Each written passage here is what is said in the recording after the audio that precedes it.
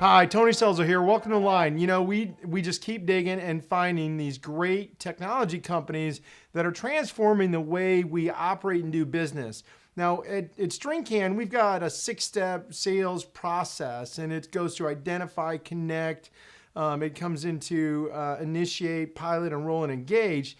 And what we found is the way you can use automation is to really start to understand what your prospect's doing. We have 10 times as many marketing messages coming at us as we did just 10 years ago. And what that creates in this world is a lot of noise, and we all get stuck in voicemail hell. So Reuben Swartz is on with Memorand, which is a proposal writing software, but it's much more than that. It's really gaining insight into your sales process when you're writing proposals and getting your best foot forward, and then manage that very important process of how you ask for money. So what motivated you to start this, Reuben? What was the genesis of all this? Sure. Well, my background is in sales and pricing consulting for Global 2000 companies. And I would help them create better processes, better tools, better strategies, everything I could to help them get an extra point of margin or an extra hour or two of turnaround time. And like the cobbler's kids with no shoes, my own proposal process probably sounds familiar to a lot of people. Mm-hmm. I had a Word template. I had an Excel document where I would run the numbers for the pricing. I would copy and paste stuff back and forth. I'm embarrassed to say that one proposal went out to a Global 100 firm with the wrong customer name in one paragraph. And unfortunately, I know from helping people load up their proposals into Memorand that I'm not the only one who does that. Almost half of them have something like that. So that kind of drove me crazy. But the real problem I had was I never knew when a deal was going to get done and when people would be ready. I needed people to be ready to start the next project. If someone said, we're going to start the first of the month, did that mean the first of the month or the first 3 months from now? Yeah. And I would send the proposal out. I'd have a follow-up meeting scheduled because I learned you have to schedule the follow-up meeting before you do the proposal. That took a little bit of learning, but I did get there. But then that would get rescheduled, or then someone else needed to look at it. And then there would be some changes, and this thing could just cycle on, and every once in a while it would get done on schedule, and I would be scrambling to get my people where they needed to go. And then sometimes it would take longer, and I'd have people sitting on the bench. And I thought, I've built all these interesting tools for some of these giant companies. Why can't I use some of that technology to help me sell? And I really had the light bulb insight when a prospect asked me for a proposal, and I opened up my Word template, I opened up my Excel document, and I thought, this guy really wants to move quickly, but is he going to move quickly? It would be great if I knew when that was going to happen. And so I had a couple of young twins at the time, and so I probably wasn't thinking very clearly. I thought, well, I'm just going to put all this stuff online and see what happens. So I sent out that initial proposal. It was very simple. And I got the email notification that the prospect was reading it. I clicked on the little link, and I saw that he had read through the whole thing because I could see section by section him going through it. And I called up, and he said, hey, I'm so glad you called. I was just reading your proposal. And I thought, well, this is fantastic. This is so much better than my old process already. And he had a couple of questions, and we discussed it. And he said, well, can you send me another iteration when you get the chance? And when I get that, we're good to go. And I said, well, if you go back to that section that we were just discussing, you'll see I've made those changes. Oh, wow. So he went back, and he was excited. And back then, you couldn't actually do e-signature. Now you can do e-signature. The version 0.1, all you could do is click on a big button that said accept. Yeah. So he did that. And I thought, this is just so much of a better way of doing this, not just for me, but for other small services businesses. Reuben, I think one of the things that you're doing, and this is something that I think a lot of businesses can just take a very, very simple lesson in how to grow in a double-digit fashion, is looking at how to remove friction in your sales and marketing process. We create barriers that we don't need to have. And it's such an easy way to accelerate and amplify your sales and marketing effort, because you're taking wasted energy that has to go over and be done again and again, and could be spent on better uses of that energy to really accelerate the growth of the company. We create friction that we don't need to have because we're not using some of these tools that are out there, because the world has changed. Is that fair?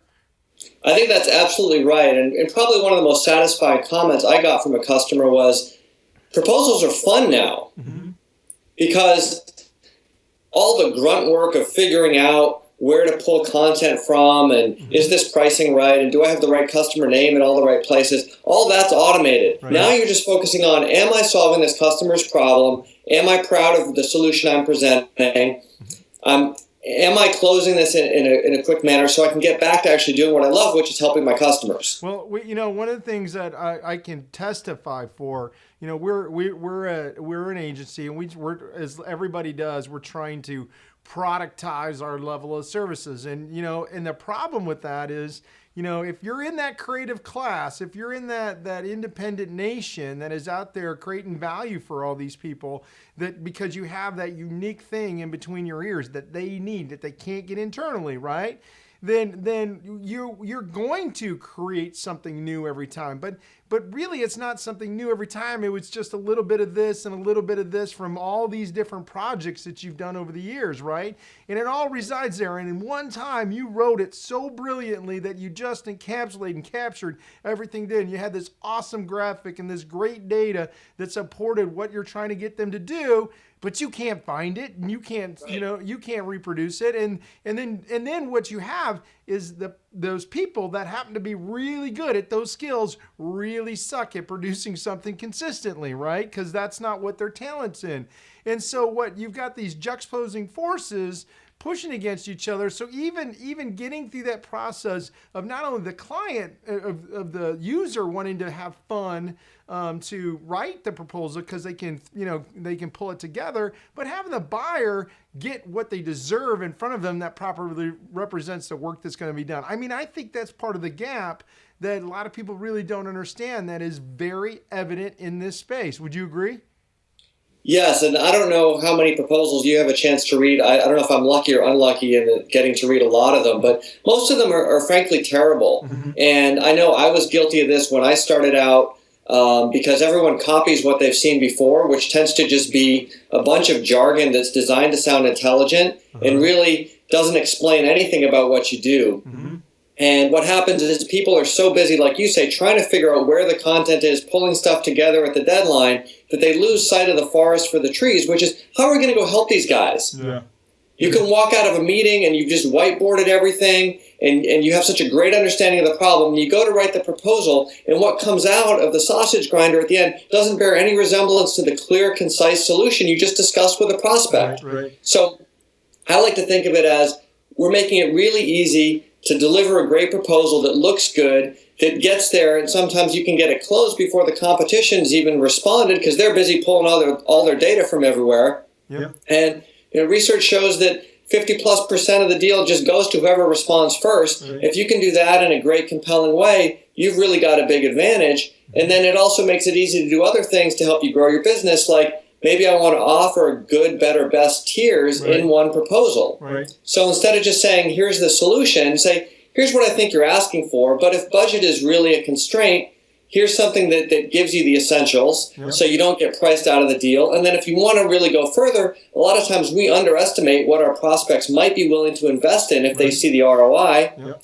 Give them something better to shoot for as well. Well, I mean, and they always choose the one in the middle, right? Statistically, that's there. I mean, we do that ourselves because that is the data shows that, value-based buy usually goes to the middle. They want the thing, they want as much value as they can, and they tend to go into that middle space. And if they don't have that third option, they never buy it. And I think you're spot on. And just enabling that. I mean, that's really what we're talking about. A sales enablement platform that allows people to do more in less amount of time and allows a more intelligent process to happen. You know, I can tell you, we're so bad at this. Now, I told you we were shopping for something like this. We're so bad at this. We send accompanying videos that we shoot every single time when we go to a proposal, just to make sure they understood what we put in print, because we have a very complicated value proposition that, you know, that is coming together to create a solution for the buyer. And when you do that, you know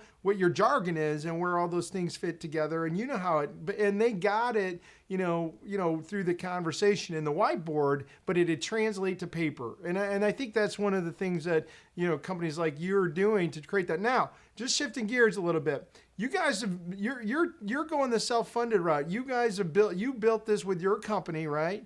And then because you're taking that utility of what you saw in the paint. How's it been going since you got out there? Pretty well.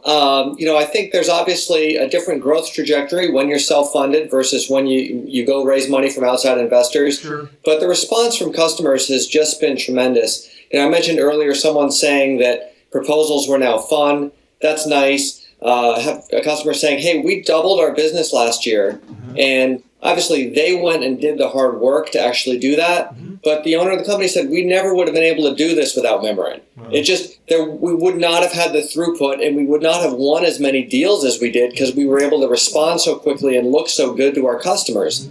Mm-hmm. So this is something. It's so simple and obvious that we just tend to overstep it. And I think, thank you for being one of those guys that are on that bleeding edge, pushing to get us to hear the change that the market needs. I mean, there's no way you're going to sell at the level you want to if you're accelerating and hitting, you know, everybody wants a 45-degree angle. If you don't look for ways to create efficiencies in these systems, then you're just throwing more stuff on the wall and seeing what sticks. And I think that's what you guys have done there, is create a very smart, clean tool that allows people to do what they're supposed to do more and automate the rest of the process. Well, and I appreciate you calling me bleeding edge, because sometimes I feel bleeding edge, but really I look at this and I think we're in 2015 and 99.9% of the sales teams out there are selling at the end of the sales cycle as if they were in 1985. Yeah. Right? Nothing has changed substantially. They might have a better CRM tool. They might have a VoIP phone. They've got a smartphone in their pocket. But at the end of the day, they're still relying on Word and Excel and all of the issues that go with that to actually close the deal. So let's make it easy on people. Yep. There's a lot of things that you can tell people to do to grow their business. You know, you got to make twice as many cold calls or whatever. This is like, let's make it easier on you. Yeah. Remove the friction. Thanks so much, man. Thank you. Appreciate it.